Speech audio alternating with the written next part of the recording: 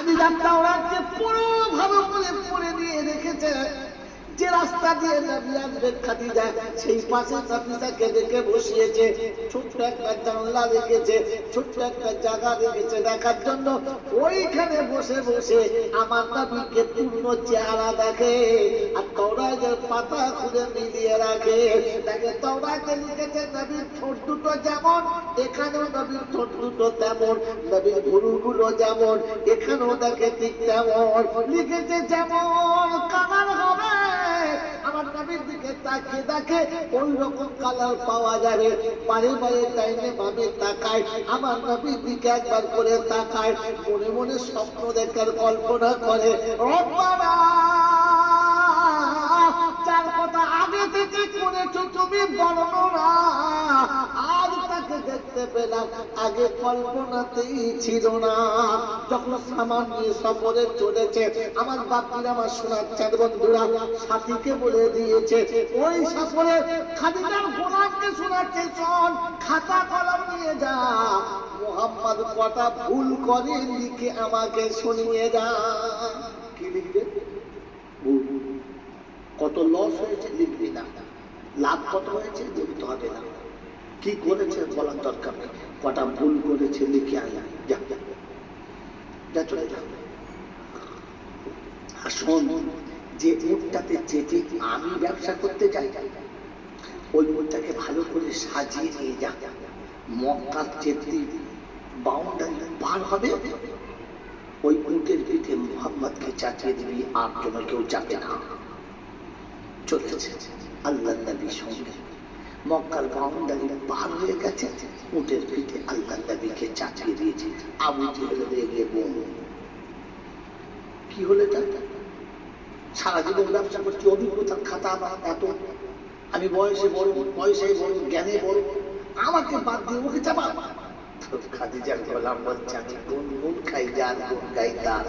আমার মালিক বলেছে ওকে চাপাতে, তোমাকে চাপানো হবে না। এখান থেকে দুশ্মনী শুরু হলো দুজনার। কথা মনে থাকবে ইনশাআল্লাহ। এই সফরে আবু বকর সিদ্দিকও সঙ্গে ছিলেন। চলেছে একসঙ্গে, বেশ কিছু দূর চলে গেছে, ভেতরে একটু মন কষাকষি চলছে। ও 3 দিনের ছেলে, কিচ্ছু জানে না, বিক্রির বাচ্চা, চাল চুলো কিচ্ছু নেই, ব্যবসার অভিজ্ঞতা নেই, এসেই একবার সপ্তাহ হয়ে গেছে। একটু রাখতে হবে। আরে হ্যাঁ না বলে না, কথা বলে না, হ্যাঁ রাগ হবে। জালালের বেটা যদি এমএলএ হয়, কচুয়ার লোকদের ভেতর চলে যায়, এত করে জালালের বেটা হলো, ওপরে বলবে হ্যাঁ ঠিক আছে, ভেতরে চলে যাচ্ছে। কি বুঝলে? ওপরে বলবে ভালো মন্দ খা, ভেতরে ফেরে বলবে বাদ করে পড়ে যাবে। কি এটা আপনারও যা আমারও তা। বাবাজিরা, সোনারা, নারীরা, সত্য মেনে নেওয়া বড় কঠিন, সত্য মেনে নেওয়া বড় কঠিন। তাই চুপ করে আছে, যাচ্ছে, সুযোগ পেলে ঠকাবো। আল্লাহ পাক শোনাচ্ছে, আমার নবীর নবুয়তের বহিঃপ্রকাশ এখান থেকেই করবো। যদি বলেন সুবহানাল্লাহ। আবু জেহেল চাচ্ছে মুহাম্মদকে ঠকাবো, আর আল্লাহ চাচ্ছে আমার নবীর নবুয়ত তোদেরকে এখান থেকেই দেখাবো। 5 পথের 2টো উট বসে পড়েছে, আর চলতে পারে না। সফরে যেতে যেতে ক্লান্ত হয়ে গেছে, বয়স্ক উট রোগা বসে গেছে, খুব চেষ্টা করেছে, পারে নাই। এসে বলছে রাখাল্লাহ, কি করি বলুন, 2টো উট বলেছে নিয়ে যাওয়া যাবে না, ফেলে পালাতে হবে। বলে কেন? সে মুটে ওঠে না, চলতেও পারে না। সবাই বলছে একটা কাজ কর, চোর পিটো লাগলে বার। বলছে খুব বেঁধেছি, সে মরে যাবে, উঠতে পারে না। বলছে একটা কাজ কর, 2টো হেলোবাড়ি লেজে বলে পাহাড়ে লেজ মুলে দিলে উঠে পড়বে। বলছে লেজ মুলতে বলতে সে ছেড়ে যাওয়ার পর ওঠে না। সব চেষ্টা করেছি। আল্লাহ নবী বললেন, জানোয়ারকে মারবে না, পশুগুলোকে মারবে না, চলো আমাকে নিয়ে চলো। থামুজের বলছে এর আমার কায়দা দেখো, ওরা মানে নাই। হাতি ঘোড়া বসা দল, বসা বলে কত জন, কথা বলছেন না?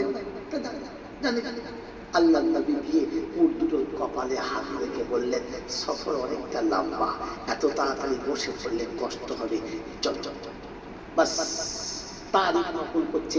এ কথা বলা ছিল, ওর দুটো অটোমেটিক উঠে দাঁড়িয়ে গেল। যদি বলেন না সুবহানাল্লাহ। ওই সফরে এই উট দুটো সব উটের আগে আগে পৌঁছে গেল। আরেকবার বলেন সুবহানাল্লাহ। আবু জাহেল বাবা হয়ে বলা বলি করছে, এই মানুষ তো মানুষ, গরু ছাগল ওর কথা শুনে দেবো, কি ছেলে হ্যাঁ, গরু ছাগল কথা শুনে ঝামেলা বানাতে হবে না। চলেছে, সফর অনেকটা লম্বা, যেতে হবে অনেকটা দূরে। একটা সময় ক্লান্ত হয়ে সবাই একটু আরাম করতে বসেছে। এক বৃক্ষতলায় সবাই বসে গেছে, কিন্তু আমার রাসূল ছুটে গিয়ে জায়গা দখল করেন নাই। সবাই ভালো জায়গায় বসেছে। দেখলেন আর জায়গা নেই, একটা শুকনো গাছের গোড়াতে গিয়ে আমার নবী হেলান দিয়ে বসে ঘুমিয়ে গেছে। সাথীরা ঘুম থেকে উঠে দেখে গাছের পাতা এবং ডাল সব কাঁচা হয়ে গেছে, আর সবুজ পাতাতে ফলে ফুলে গাছ ভর্তি হয়ে গেছে। যদি বলুন সুবহানাল্লাহ। অবাক হচ্ছে, আশ্চর্য হচ্ছে, কি ব্যাপার, মরা গাছের গায়ে হেলান দেয় তো গাছ জিন্দা হয়ে যায়, ব্যাপারটা কি? তারই অনেকটা লম্বা, আমি শখে শোনাচ্ছি। অপর পরে তার বেশ কিছুদিন পরে আবার একবার ঠিক এরকম একটা সময় হলো যে নদীর কিনারায় ক্লান্ত হয়ে গেছে, প্রচন্ড রোদের তাপ, দাঁড়ানো যাচ্ছে না। একটা গাছের গোড়াতে সবাই বেশি একটু আরাম করছে, বসে গেছে। আমার রাসূল যেখানে বসেছে সেখানে সূর্য আছে, ছায়া নেই, সব গাছের তলায় লোক বসে গেছে। সকলের চোখ লেগে গেছে, আর ঘুম থেকে উঠে দেখে গাছ অটোমেটিক হেলে আমার নবীকে ছায়া করে দিয়েছে। আমার বন্ধুরা, আমার আল্লাহওয়ালা ভাইরা, এর সাথে যে গেছে ও অবাক হচ্ছে, সর্বনাশ, কি হচ্ছে কি হচ্ছে। তারই অনেক লম্বা, আমি ব্যাকে শোনাচ্ছি। সত্যবাদীদের সাথে থাকলে কি হবে বলেছিলাম, ওটা শোনানোর জন্য জলসা শোনাচ্ছি। বাবাজিরা শোনানো নালেরা, যে ব্যবসা মোটামুটি 3 মাসের আগে ব্যাক করা সম্ভব নয়, 1 মাসের ভিতরে ব্যবসা শেষ করে ব্যাক করেছে। লাভের অঙ্ক হিসাব করে দেখে অন্যবারে যা লাভ হয় এবারে তার থেকে কয়েক গুণ বেশি লাভ হয়েছে। সব সাথীরা অবাক হয়েছে, আশ্চর্য, এটা কি করে সম্ভব হয়েছে? তো মাল আছে তো, বললে হ্যাঁ, বলি চল চল চল। ফিরে চলেছে, কাছাকাছি এসে গেছে। আগে খবর এসে দিয়েছে, আগে কাশির এসে খাদিজাকে শুনিয়ে যাচ্ছে, খাদিজা আগামীকাল ব্যবসা সব সাথীরা ফিরে আসছে, আমাদের মাল সব বিক্রি হয়ে গেছে।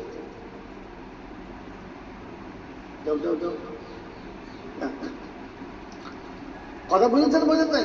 মাল সব বিক্রি হয়ে গেছে আর সব সাথী ফিরে আসছে, আগামীকাল আসবে। আল্লাহ নবীর আগমনের খবর পেয়ে গেছে খাদিজা। ফের বান্ধবী নাফিসাকে দেখে দুজন পাশাপাশি বসে আছে, আর জানলা দিয়ে নজর করছে, দেখছে কে আসছে। বহু দূরে একদল মানুষ আসছে, কাউকে চেনা যায় না, কাউকে চিনতে পারা যায় না, কিন্তু একজন মানুষকে পরিষ্কার চেনা যাচ্ছে, যিনি মুহাম্মদুর রাসূলুল্লাহ আসছে। বলে বলেন সুবহানাল্লাহ। খাদিজা জিজ্ঞাসা করছে, নাফিসা বুঝতে পারছে? বলে হ্যাঁ, এক চান্সে বুঝতে পারছি, সেই আবু তালেবের ভাইপো আসছে। বললেন আবু তালেবের ভাইপো কেন? নাম নেই। আমি ওটা বাউতাদের ভাইপো বললাম। আমার আল্লাহওয়ালা ভাইরা খুব কাছাকাছি কাছাকাছি যত আসছে, আমাদের খাদিজা তত বেশি মনের মনে ভালোবাসার দানা বাঁধছে। কার সাথে থাকবে? সত্যবাদীর সাথে। মায়েদের বলছি, একটু ভালো করে মনে রাখবেন, যদি স্বামীর মোহাব্বতের জান্নাতের দরজা খুলতে চান, একটু সম্পর্কটা সাদা করে রাখেন। আল্লাহর নবীর কাছাকাছি এসে গেছে, সব দেখা হয়ে গেছে, মাল নামানো হয়ে গেছে, মালপত্র জমা দেওয়া হয়ে গেছে। তো গোলামকে দেখে জিজ্ঞাসা করছে, কটা ভুল হয়েছে? বল কটা ভুল হয়েছে, খাতা বার কর। বলছে খাদিজা ভুল একটা বলবো। বললে কি? সফরে যেতে যেতে যখন উট গুলো বসে যায়, সফরে চলতে পারে না,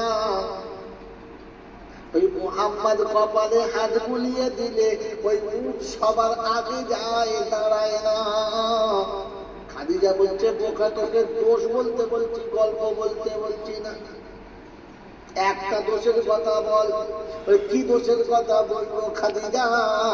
শুকনো বৃক্ষ তলায় বসে ঘুমিয়ে গেলে ওই শুকনো বৃক্ষ জিন্দা হয়। আবার ভুল করে বোকা, এটা দোষ হলো, এটা দোষ হলো। বলছে যে রাস্তা দিয়ে মুহাম্মদ চলে যায়, ধুলোবালি লাগে না গায়, মশা মাছি বসে না গায়। বলছে তোর মতিচ্ছন্ন হয়েছে, দোষের কথা বল, কটা দোষ দেখেছিস বলছে খাদিজা আমি নুন খেয়ে গুণ গাইছি, বদনাম করবো না। যার ভিতরে দোষের কোনো চিহ্ন পাওয়া যায় না তাকে দোষবাদ করবো, এত বড় সাধ্য আমার ছিল না। খাদিজা বলে বলে আয় মুহাম্মদকে বাড়ি যা, তোকে কাজ করতে হবে না। আমার চাকরি ছেড়ে গেল কেন বুঝতে পারলাম না। বলছি বাড়ি বাড়ি বাড়ি চলে গেছে। আবু তালেব সে জিজ্ঞাসা করছে আমার ভাই কি ভুল করলো যে আস্তে আস্তে চাকরি শেষ হয়ে গেল? তো শোনাচ্ছে চাচা যাকে জীবন সঙ্গে করতে চায় তাকে দিয়ে কাজ করানো যায়? বলছে না। বললে তাহলে আমি এবারে বলছি, কথাটা খেয়াল করে শোনেন। আমি আপনার ভাইকে জীবন সাথী হতে চাচ্ছি, আপনি রাজি আছেন? আপনি রাজি আছেন? প্রথম প্রস্তাব কে দিয়েছে? খাদিজা না আবু তালেব? কে দিয়েছে? এই জন্য বলো খাদিজা। আমার বাপজির, আমার সোনার চাঁদ বন্ধুরা, আল্লাহ বললে আমার খুব পছন্দ হয়েছে। আল্লাহ শোনাচ্ছে আমার খুব পছন্দ হয়েছে।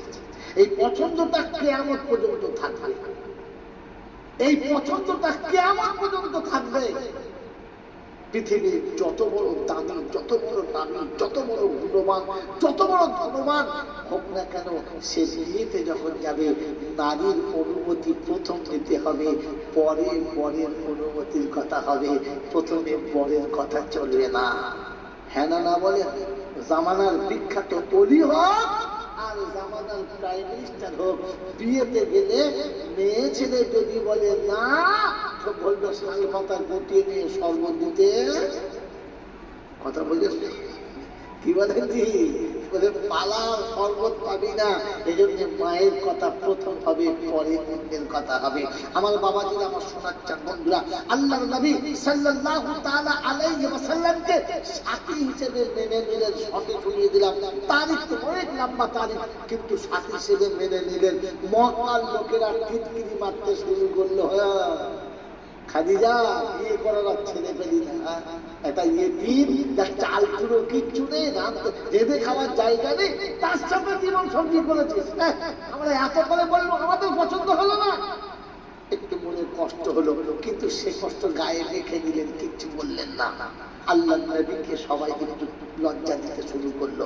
মোহাম্মদ আচ্ছা চালাক ছেলে বটে বাবু, তুই কায়দা করে এমন জায়গায় বিয়েটা করলি, রাজত্ব পেলি, রাজরানীও পেলি, সত্যি বুদ্ধি আছে, সত্যি তোর বুদ্ধি আছে। কথা বুঝে এসছে বাবাজি? এই কথাটা খাদিজার কিন্তু পছন্দ হলো না। আমার স্বামীকে টিটকিরি দেয়, তাই রাতের বেলা পাশাপাশি এক জায়গাতে এসে জিজ্ঞাসা করছে, স্বামী বিয়ে তো হয়ে গেল, অলিমা খাওয়াবে না? সবাই কিন্তু অলিমা খাওয়াবে না? তো বলছে খাদিজা এই সময় আমার কাছে সামর্থ্য তেমন নেই, একটু সময় দাও, আমি কিছু মাল জোগাড় করি, তারপর অলিমা খাওয়াবো। তো বলছে স্বামী একটা কথা বলবো। বললে কি? বলছে দুজনে মিলে করলে হয় না? বললে হ্যাঁ হয়, দুজনে মিলে করলে হয়, কিন্তু আমার তো এখন কিছু নাই, হাফও দিতে পারবো না। বললে আমি কাজ ভাগ করে নিচ্ছি, তাহলে সহজ হয়ে যাবে। বললে তাহলে বলো কিরকম? বললে শোনো, দাওয়াত দেওয়ার দায়িত্ব সব তোমার, আর খাওয়া দাওয়ার ব্যবস্থা করার দায়িত্বটা আমার। এবারে হবে তো? এরকম বন্ধু পাবে, এরকম বন্ধু পাবে যে দাওয়াত দেওয়ার দায়িত্ব তোমার আর খাওয়াবার দায়িত্ব আমার। আল্লাহ নবী বললেন ঠিক আছে। আল্লাহ নবী যখন মক্কার মানুষকে দাওয়াত দিচ্ছে তো সবাই বলছে চ খেয়েও আসি, আর মোহাম্মদ একটু জেলে আসি। ও শ্বশুরের টাকায় ওরা ভুলুনি সবাই মারতে পারে, আমিও পাই। বললেন না বলে না? এই বলে না বলে না, এরকম আন্দাজ করে আসছে মোহাম্মদকে এসে অপমান করবো না, ব্যবস্থা করে দেবো। আল্লাহ বলছে ইজ্জতের মালিক আমি। ইজ্জতের মালিক কে? জোরে বলে বলে অল্প না বেশি? বেশি না, সবটা বেশি বলছে জানি না। হ্যাঁ সবটুকু ইজ্জতের মালিক কে? জোরে বলো। তিনি শুনিয়েছেন ওয়ালিল্লাহিল ইজ্জাতু ওয়ালিরাসূলিহি ওয়ালিলমুমিনিনা ওয়ালাকিন্নাল মুনাফিকিনা লা ইয়ালামুন। মালিক আমি আল্লাহ, আমার রাসূলুল্লাহ ইজ্জতের মালিক। মুমিন ইজ্জত পাবে, মুনাফিক ইজ্জত পাবে না। কে ইজ্জত পাবে? মুমিন পাবে। কে পাবে বলো? মুমিন পাবে। আল্লাহ বলছে ওয়ালিল্লাহিল ইজ্জাতু ওয়ালিরাসূলিহি ওয়ালিল মুমিনিনা ওয়ালাকিন্নাল মুনাফিকিনা লা ইয়ালামুন। আজ বিশ্ব মানবের ধারণা এর সাথে ওর সাথে পীড়িত করলে ইজ্জত হবে, এটা কিন্তু ঠিক না। অনেকে ভাবে যদি এমএলএর পাশে পাশে থাকে আমার ভয়েতে কেউ কিছু বলবে না, আর বড় বাবু যদি বলে থাকে বিপদ আপদ হবে না, এরকম আছে ধারণা। হ্যাঁ না বলে এ বন্ধু আছে না? না, আজকে শুনে গেলাম আজকের এমএলএ কালকে এমএলএ থাকবে না, আর পাড়ার লোকে তোমার ধুনে দেবে, এমএলএ বাঁচাতে পারবে না। থাকবে ইনশাআল্লাহ। সেদিন কোচুয়ার লোকেরা বলবে ধরো কে, ব্যাপারটা কি? ওই এমএলএ আগে বেশি কথা বলতো, এমএলএ এখন নাই, দেখবি জামা খুলে পিঠের চামড়া যদি নাই। এখানে বলে যাচ্ছি বন্ধু ইজ্জতের মালিক আল্লাহ। সুজাল্লাযীনা ইয়াত্তাখিযুনাল কাফিরিনা আউলিয়া মিন দুনিল মুমিনিন আয়াবতাগুনা ইনদাহুমুল ইজ্জা ফাইন্নাল ইজ্জাতা লিল্লাহি জামিআ। তাদের মনে মনে ধারণা এর তার কাছে থাকলে ইজ্জত সম্মান বাড়বে, এটা কিন্তু ভালো না। সম্পূর্ণ ইজ্জতের মালিক আমার আল্লাহ। ওয়া তুইজ্জু মান তাশা ওয়া তুযিল্লু মান তাশা বিয়াদিকাল খায়র ইন্নাকা আলা কুল্লি শাইইন কাদির। রাব্বুল জালাল শোনাচ্ছে আমি ইজ্জতের মালিক, আমি বেইজ্জতের মালিক, ক্ষমতা আমার কাছে, কারোর এখানে কল চলে না। আর সেদিন মুনাফিকরা ভেবেছিল মুহাম্মদের অপমান করব, আমার আল্লাহ বলে ওটা এত সহজ না। খাওয়া দাওয়ার সব ব্যবস্থা হয়ে গেছে। ক্যাটারিংদেরকে বলে দিয়েছে খাদিজা শোনো, মেহমানদের বসাবে, শাল পাতা দেবে, পানি দেবে, সম্মান করে বসাবে, খানা দেওয়ার আগে আমাকে ডেকে তবে দেবে, খানা দেওয়ার আগে আমাকে ডেকে দেবে। বাস সব হয়ে গেছে, খবর এসেছে। আম্মাজান খাদিজা বলছেন যে রাসূলুল্লাহ ইয়া হাবিবাল্লাহ একটু আমার সাথে করে নিয়ে চলেন, দেখে আসি মেহমান সব এলো কিনা। আপনার গুলো আপনি দেখে নেবেন, আমার গুলো আমি দেখে নেবো, দেখে চলুন। গিয়ে দাঁড়িয়েছে, সবাই দেখছে দুজন জোড়া কি সুন্দর লাগছে, দাঁড়িয়েছে নবদম্পতি একসঙ্গে দাঁড়িয়েছে, সবাই দেখছে। বললে খানা দাও। খানা দেওয়া হয়ে গেছে, এবারে খাবে। বলছে দাঁড়াও, খাবার আগে 3টে প্রশ্নের উত্তর দেবে, তারপরে খানা খাবে। মক্কার লোকেরা সব হান্ডা পান্ডা গুন্ডারা সব চিন্তা করছে কি এবার বলে বল বল বল। বলছে শোনো, একটা মেয়ে যখন বিয়ে করে তখন ছেলেদের কি দেখে বিয়ে করে? সুন্দর কিনা, ছেলেটা দেখতে সুন্দর সুশ্রী কিনা। তো তোমরা বলো মক্কাতে আমার স্বামীর থেকে দেখতে সুন্দর একটা ছেলের নাম বলো, বাদ দিচ্ছি নেবো না, একটা ছেলের নাম বলো। তো মক্কার লোকেরা বলছে না রে খাদিজা, মুহাম্মাদের থেকে সুন্দর দেখতে কই কোনো ছেলের নজরে পড়ে না। বললেন বাহ, উত্তর হয়ে গেছে? বললে হ্যাঁ। বলে দ্বিতীয়টা দেখে ছেলেটার চরিত্র ভালো কিনা। তো তোমরা বলো আমার স্বামীর থেকে চরিত্র একটা পুরুষের নাম বলো যে আমার স্বামীর থেকে চরিত্র ভালো। মক্কার লোকেরা মাথা নিচু করে বলল না না, তোমার স্বামীর থেকে চরিত্র ভালো এমন ছেলে মক্কাতে পাওয়া যাবে না। বলছে তৃতীয় দেখে বংশটা ভালো কিনা। তো আমার স্বামী কোরাইশ বংশের, তোমাদের তাতে কোনো সন্দেহ আছে? বললে না। বলো কোরাইশ বংশ ভালো? বললে সব থেকে ভালো। বলে তাহলে আমার লস কোথায় হলো? দেখতে ভালো, চরিত্র ভালো, বংশ ভালো, মার কি করে আমি খেলাম এটা তো বলো। মার নাই বলে বলছো, পয়সা নাই বলে বলছো, তবে এটা শুনে রাখা ভালো। এটাও শুনে রাখা ভালো, আমার জীবনে স্থাবর অস্থাবর যা ছিল সবটুকাই আজ থেকে আমার স্বামীকে দেওয়া হলো। এবারে তোমরা খাবার আগে বলো আমি ঠকেছি না জিতেছি। মক্কার লোকেরা মাথা নিচে করে বলেছে, খাদিজা জুতোটা খালি পেটে মারলি মা, খাইলে মারলে হতো। সামনে খাবার পেলে পালাতেও পারছি না, আর তোর যা কথার জন্য তাতে খেতেও পারছি না। কি করি বাবা, আমার বাপজির আমার সোনার চাঁদ ভাইরা রাত্রে দুলজালাল বলে কেমন মেরেছি বল। আমার বাবাজির আমার সোনার চাঁদ বন্ধুরা, মক্কায় সেদিন আমার নবীর পাশে একজনও ছিল না, সাথে যে ছিল সেটাকে খাদিজা। সেটাকে বলো আম্মা জান খাদিজাতুল কুবরা রাদিয়াল্লাহু তাআলা আনহা। সেদিন একা আমার আল্লাহ ভাইরা আমার